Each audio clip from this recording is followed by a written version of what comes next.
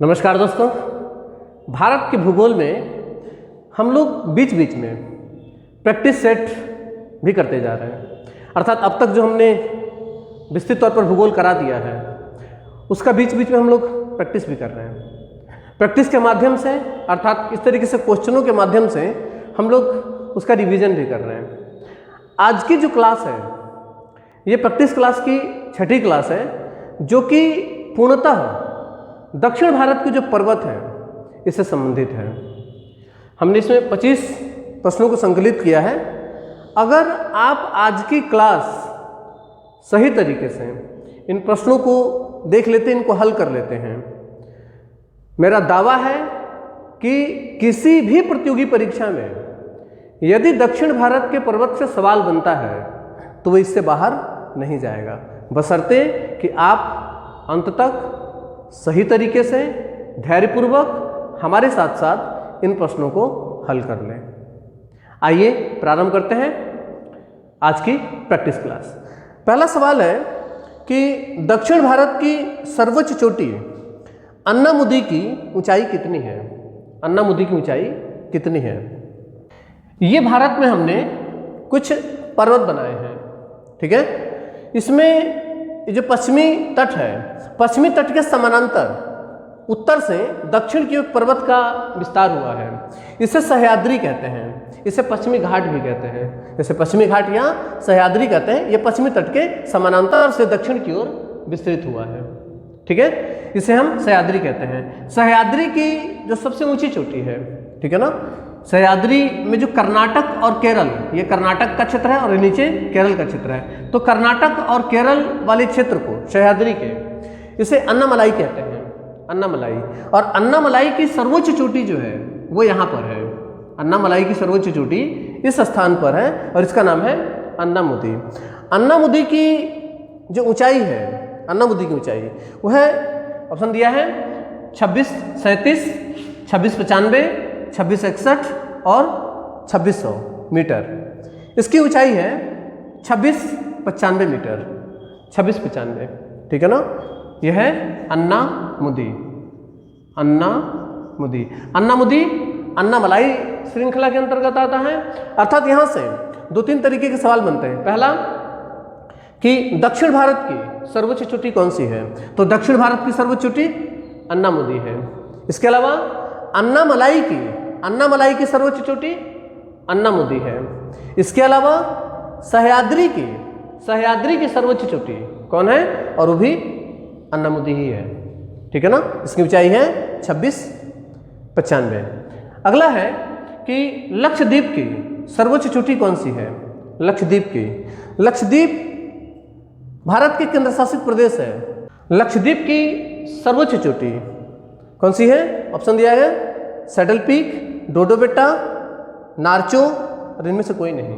इसका सही आंसर होगा नार्चो। इसका सही आंसर है नार्चो। लक्षद्वीप की सर्वोच्च चोटी जो है वो है नार्चो। अगला सवाल है कि नीलगिरी की सर्वोच्च चोटी डोडो बेट्टा किस राज्य में स्थित है? ठीक है ना।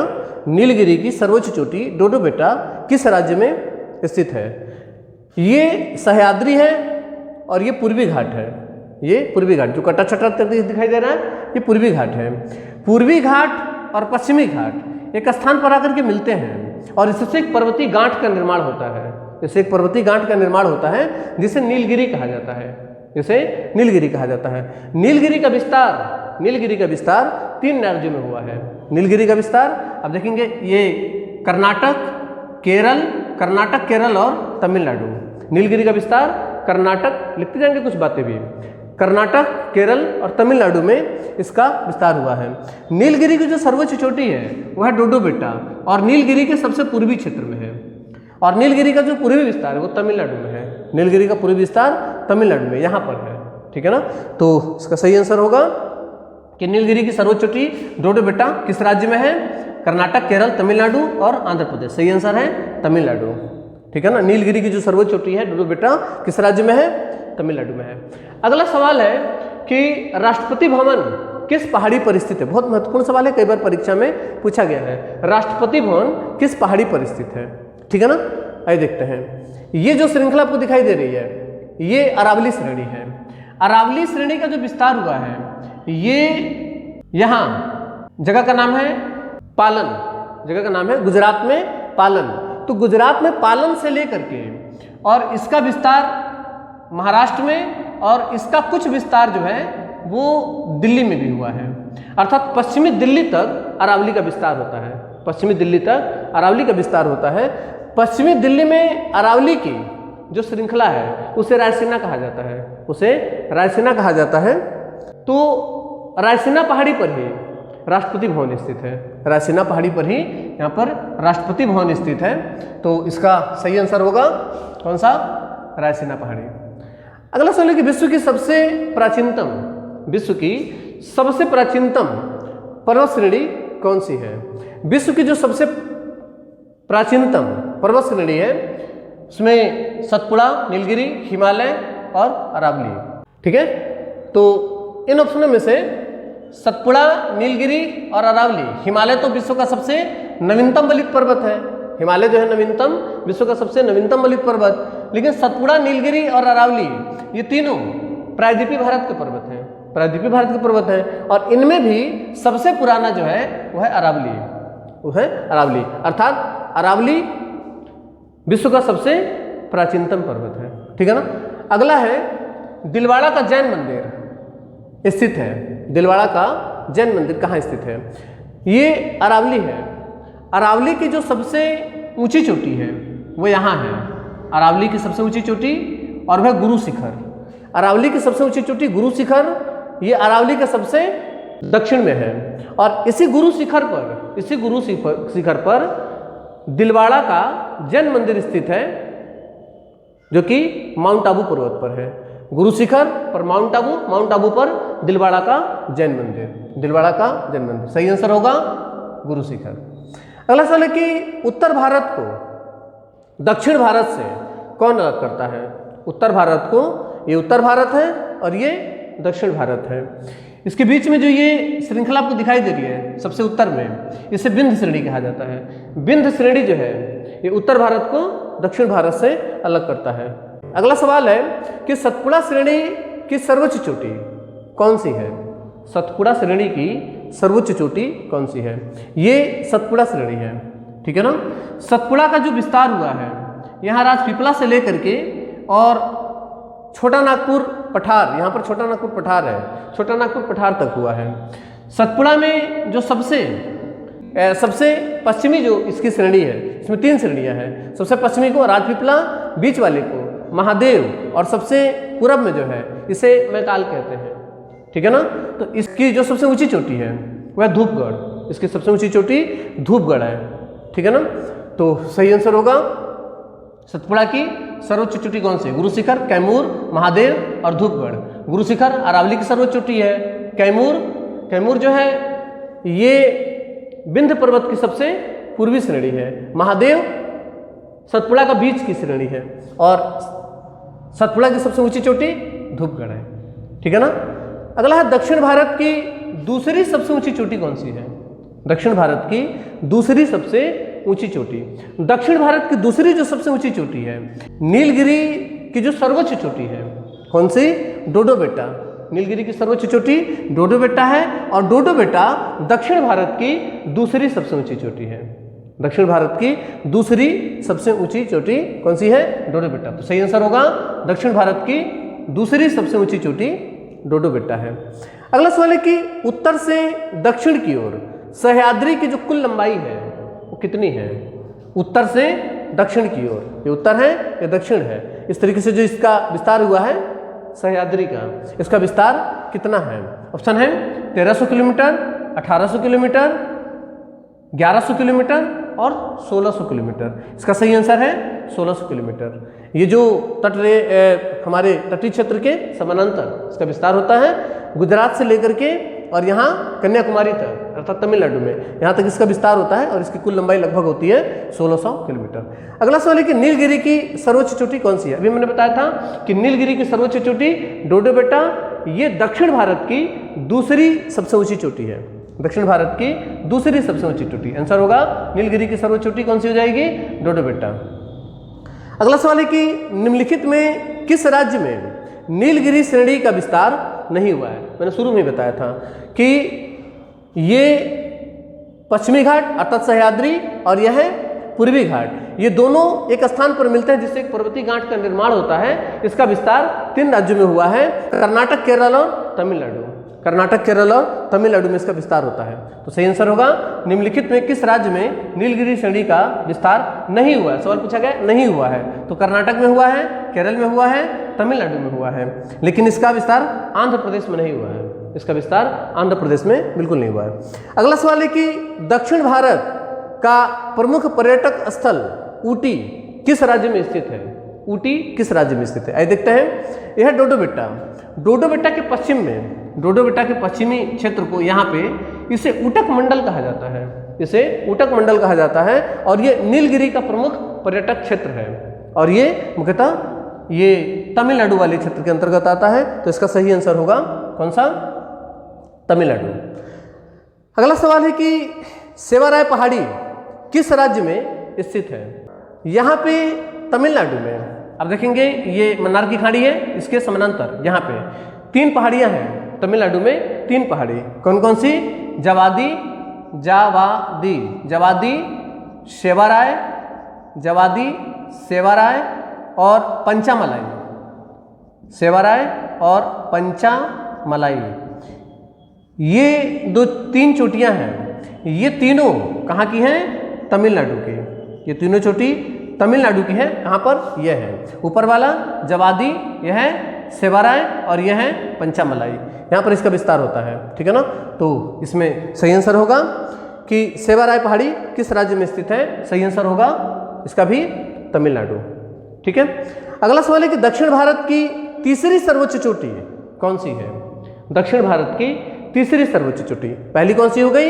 यहाँ पर है अन्नामुदी, दूसरा डोडो बेट्टा जो कि नीलगिरी की सर्वोच्च चोटी। नीलगिरी की सर्वोच्च चोटी दक्षिण भारत की दूसरी सबसे ऊंची चोटी है। अन्नामलाई की सर्वोच्च चोटी दक्षिण भारत की सर्वोच्च चोटी है। इसके अलावा ये पूर्वी घाट है, पूर्वी घाट। पूर्वी घाट में उड़ीसा में, यहाँ उड़ीसा है और उड़ीसा में यहाँ पे एक पर्वत है, नाम है महेंद्रगिरी। महेंद्रगिरी जो है पूर्वी घाट की सर्वोच्च चोटी है। पूर्वी घाट की सर्वोच्च चोटी महेंद्रगिरी दक्षिण भारत की तीसरी सबसे ऊंची चोटी है। दक्षिण भारत की तीसरी सबसे ऊंची चोटी है, ध्यान दीजिएगा। दक्षिण भारत की तीसरी सबसे ऊंची चोटी अन्नामुदी, डोडो बेट्टा, महेंद्रगिरी या कैमूर। सही आंसर है महेंद्रगिरी, ठीक है। अगला सवाल, अगला देखते हैं कि महाबलेश्वर चोटी किस राज्य में स्थित है?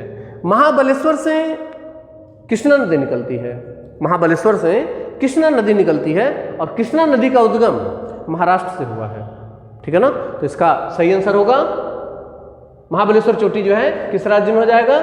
महाराष्ट्र में। महाराष्ट्र में सह्याद्री की कुछ प्रमुख चोटियां हैं। महाबलेश्वर चोटी जहाँ से कृष्णा नदी निकल रही है, इसके अलावा बृहदगिरी चोटी, ये भी सह्याद्री की महाराष्ट्र की चोटी है। इसके अलावा यहाँ पर ब्रह्मगिरी चोटी, ब्रह्मगिरी जहाँ से कावेरी नदी का उद्गम हुआ है, ये भी महाराष्ट्र में ही है। इसके अलावा कालसूबाई चोटी, कालसूबाई चोटी, हरिश्चंद्र चोटी, ये तमाम जो चोटियाँ हैं, अजंता चोटी, ये सभी चोटियाँ महाराष्ट्र की सह्याद्री की चोटियाँ हैं। ठीक से याद रखिएगा आप लोग, ठीक है ना। दक्षिण भारत के जो भी पर्वत हैं, इनकी विस्तृत क्लास हो चुकी है। अगर आपको दिक्कत हो रही हो विस्तृत तौर पर, तो आप उसे जाकर के वहाँ पर जरूर देख लीजिएगा, ठीक है ना। अगला सवाल है कि दक्षिण भारत का एक प्रमुख पर्यटक स्थल कोडाईकनाल किस पहाड़ी पर स्थित है? कोडाईकनाल किस पहाड़ी पर स्थित है, ठीक है ना। ध्यान दीजिएगा, यहाँ पे ये आप देख रहे होंगे सह्याद्री है, ये नीलगिरी है। तो इस तरीके से सह्याद्री का विकास होता है और ये नीलगिरी हो गया। तो इस तरीके से एक टी बन रहा है, आप देख रहे होंगे एक टी बन रहा है। इसको कहते हैं अन्नामलाई, इसको कहा जाता है अन्नामलाई, इसको कहा जाता है कार्डामम। कार्डामम, कार्डामम यानी इलायची की पहाड़ियाँ। और ये जो है ना, इसको कहा जाता है नीलगिरी की जो श्रृंखला है, नीलगिरी का जो पूर्वी विस्तार है, इसे कहते हैं पालनी, इसे कहते हैं पालनी पहाड़ी। और इसी पालनी पहाड़ी पर कोडाईकनाल स्थित है। कोडाईकनाल ये नीलगिरी के अंतर्गत ऊटी के अलावा एक दूसरा प्रमुख पर्यटक स्थल है और ये किस पर स्थित है? पालनी पहाड़ी पर, ठीक है ना। तो दक्षिण भारत का एक प्रमुख पर्यटक स्थल कोडाईकनाल किस पहाड़ी पर स्थित है? पालनी पहाड़ी पर, ठीक है। अगला सवाल है कि पूर्वी घाट की सर्वोच्च चोटी कौन सी है? अभी मैंने बताया था कि पूर्वी घाट की सर्वोच्च चोटी महेंद्रगिरी दक्षिण भारत की तीसरी सबसे ऊंची चोटी है। पूर्वी घाट की सर्वोच्च चोटी महेंद्रगिरी जो है ये दक्षिण भारत की तीसरी सबसे ऊंची चोटी। अगला सवाल है कि कावेरी नदी का उद्गम ब्रह्मगिरी की चोटी से हुआ है, यह किस राज्य में है? इसके पहले अभी मैंने इस वाले सवाल में बताया था, ठीक है ना। तो कावेरी नदी का उद्गम कहां से हुआ है? ब्रह्मगिरी से। कृष्णा नदी का उद्गम महाबलेश्वर से, और दोनों ये जो है महाराष्ट्र में है, ये दोनों जो है महाराष्ट्र में है।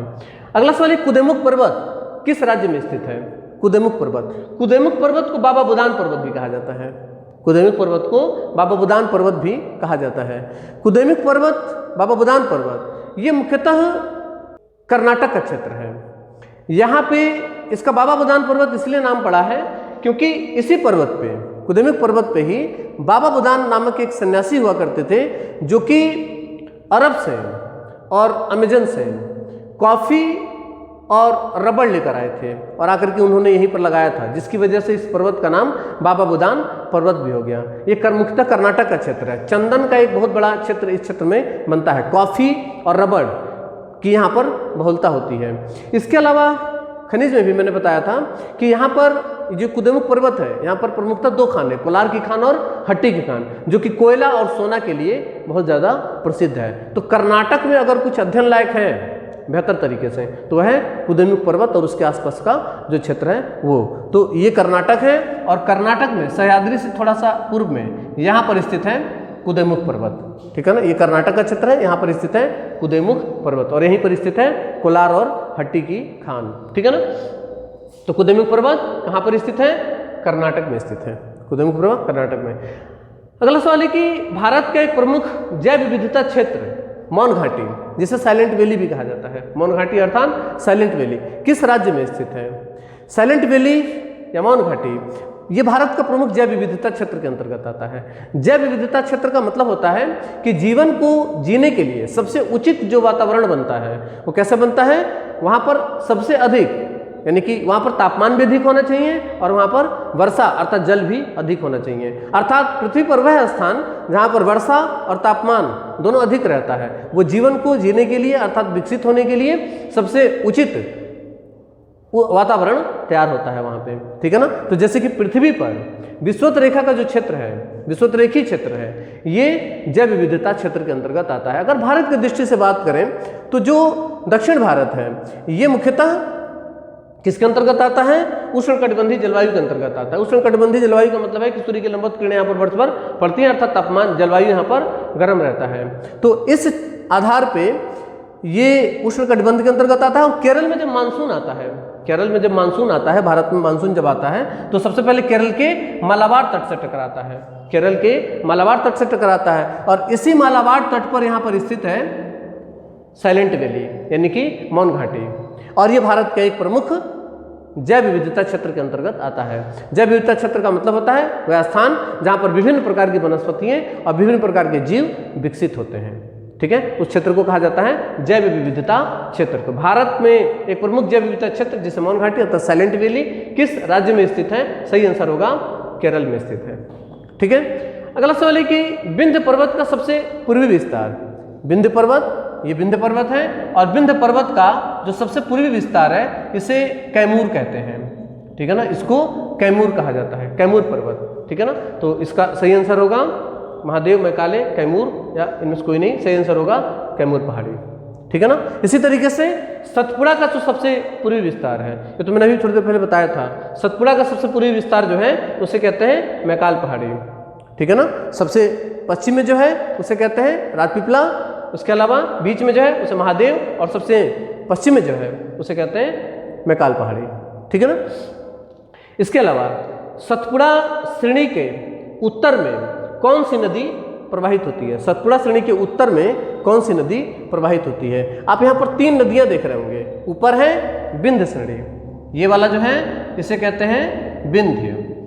बीच वाले को सतपुड़ा कहते हैं, इसको कहते हैं सतपुड़ा। और ये सबसे जो नीचे है इसे अजंता कहते हैं, इसे अजंता कहते हैं। इस तीनों पर्वतों का जो निर्माण हुआ है ये किस तरीके से हुआ है? ये एक समतल स्थान है, अर्थात एक समतल स्थान पर सतह अचानक यहाँ पे नीचे धंस गया, अर्थात ये एक समतल मैदान है और समतल मैदान जो है एक अचानक नीचे इसमें धंस गया। इस तरीके के घटना को भूगोल में भ्रंश कहते हैं, अर्थात इस तरीके से ये नीचे धंस गया। अर्थात अगर आप कोई व्यक्ति यहाँ पर खड़ा है तो उसके लिए ये जो क्षेत्र हैं ये कैसे दिखाई देंगे? पर्वत की तरीके से दिखाई देंगे, ठीक है ना। तो इस तरीके से अब जब ये निचला क्षेत्र हो जाएगा तो ये उठा हुआ क्षेत्र हो जाएगा, ये हो जाएगा विंध्य श्रेणी, ठीक है ना। बीच में ये दोनों भ्रंश के बीच में जो बीच का उठा हुआ भाग है ये बना सतपुड़ा, इससे बना सतपुड़ा।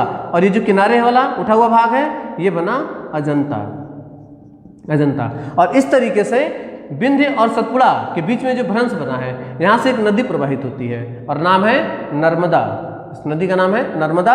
और सतपुड़ा और अजंता के बीच में एक नदी यहाँ पर प्रवाहित होती है, नाम है ताप्ती।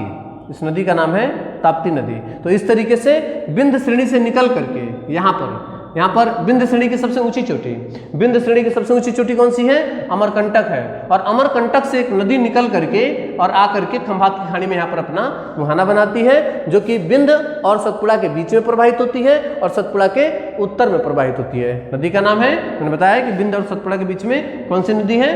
नर्मदा नदी, ठीक है ना। तो नर्मदा नदी जो है ये सतपुड़ा के उत्तर में प्रवाहित होते हुए और यहाँ पर गिरती है। इसी तरीके से सतपुड़ा से निकल करके और अजंता और सतपुड़ा के बीच में बहते हुए यहाँ पर एक नदी बहती है, इसका नाम है ताप्ती।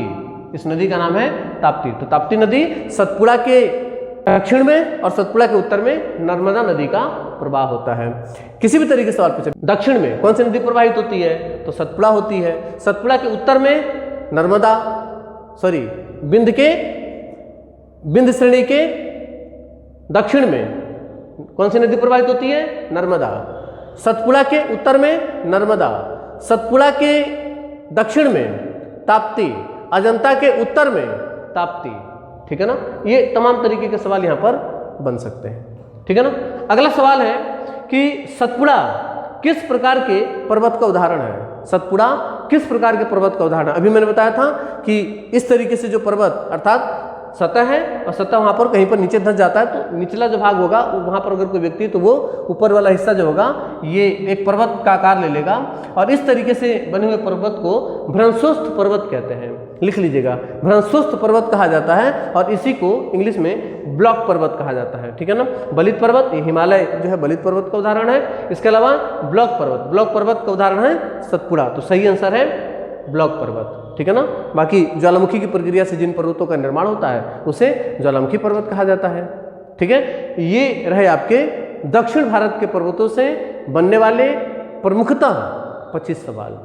यदि आप इन 25 सवालों को जिस तरीके से मैंने कराया है उसके साथ भी मैंने और भी बहुत सारी चीज़ें बताई हैं, अगर आप इसे सही तरीके से तैयार कर लेते हैं, प्रत्येक प्रतियोगी परीक्षा में बनने वाला दक्षिण भारत के पर्वतों से कोई सवाल आपसे बाहर नहीं जाएगा, ठीक है। मिलते हैं अगली क्लास में, तब तक के लिए नमस्कार, धन्यवाद, जय हिंद।